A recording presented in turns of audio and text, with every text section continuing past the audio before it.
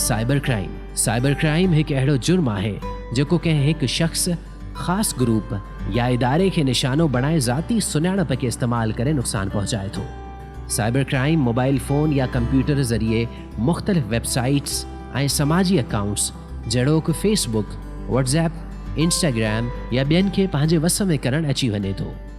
हुकूमत पाकिस्तान पारां जोड़ियल cyber crime जे ॾोहनि खे रोकण ऐं बचाव लाइ बरक़ियाती ॾोहनि जी रोकथाम जो एक्ट 2016 तहत ॾोह कंदड़ जी सज़ा 3 सालनि खां 10 सालनि ताईं ऐं 1000 खां 1 करोड़ ताईं जो ॾंड पिणु शामिल आहे।